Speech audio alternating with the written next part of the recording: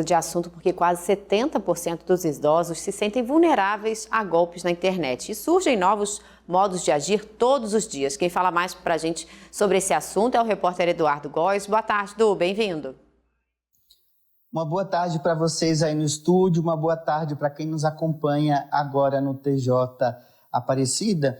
E a Fundação do Sistema Estadual de Análise de Dados, a SEAD, acaba de divulgar que pelo menos 82% dos idosos aqui do estado de São Paulo já sofreram algum tipo de golpe ou foram vítimas de fraude.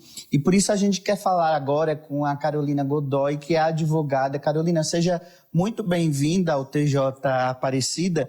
Primeiro, porque os idosos têm sido as principais vítimas de golpistas que se passam por bancos ou até mesmo o INSS. Uma boa tarde para você. Boa tarde a todos os telespectadores. Os idosos acabam sendo uma parcela mais vulnerável da população por conta mesmo de não ter tanta familiaridade com aplicativos de redes sociais ou aplicativos bancários. Acabam sendo pessoas que também não têm tanto conhecimento com relação aos golpes que estão sendo aplicados e muitas vezes eles estão sozinhos, o que acaba deixando eles mais vulneráveis nesse momento. E os golpistas se aproveitam dessa vulnerabilidade para conseguir aplicar os golpes. E quais golpes você identifica que eles são mais recorrentes, mais frequentes?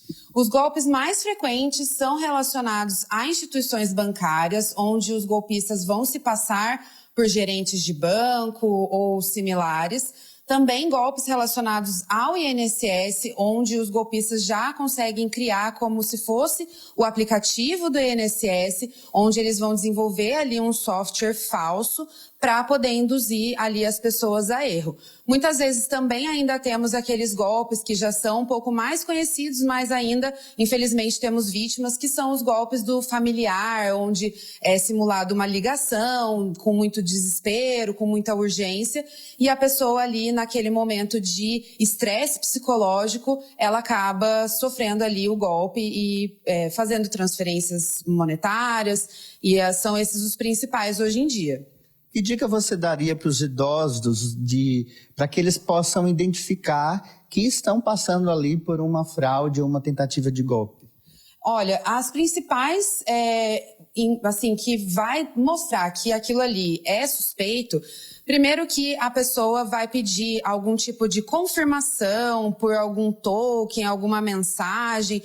Instituições sérias de bancos ou outras como o INSS, elas não realizam esse tipo de abordagem. Ligações de vídeo, isso não é realizado.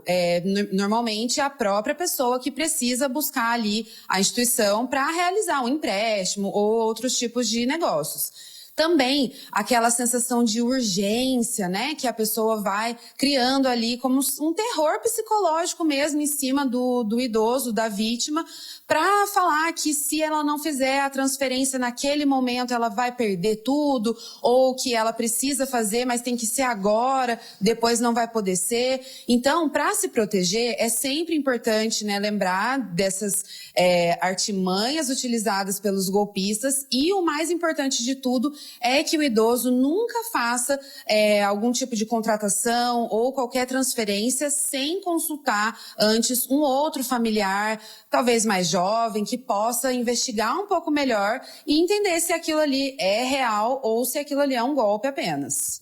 De que maneira você acha que as famílias, os familiares ou as próprias instituições financeiras e até mesmo o governo possa ajudar os idosos dentro desse contexto, dessa realidade que está tão frequente?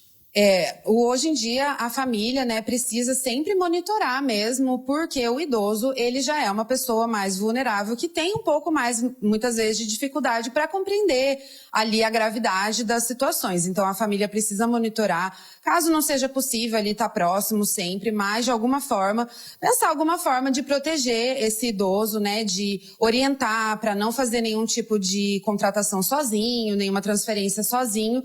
E as instituições em si, né, elas estão se desenvolvendo e ainda tentando buscar maneiras para poder solucionar e minimizar esse tipo de situação. Como, por exemplo, são feitas auditorias, né, são feitas ali investigações e o próprio INSS já vem barrando muito tipo de empréstimo consignado, que tem taxas abusivas e coisas nesse sentido. Então, dessa forma, acredito que aos poucos pode me diminuir um pouquinho isso.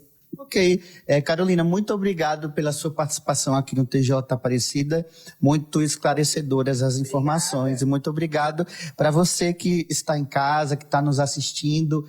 Fica aqui as dicas da Carolina e sempre procurar se certificar, né, de que você está mexendo ali no aplicativo, fazendo algo da maneira correta que tem que ser feito e, na dúvida, pergunta para alguém. Eu acho que essa é a principal mensagem dentro dessa realidade. Eduardo e Rayane, eu deixo com vocês uma boa tarde.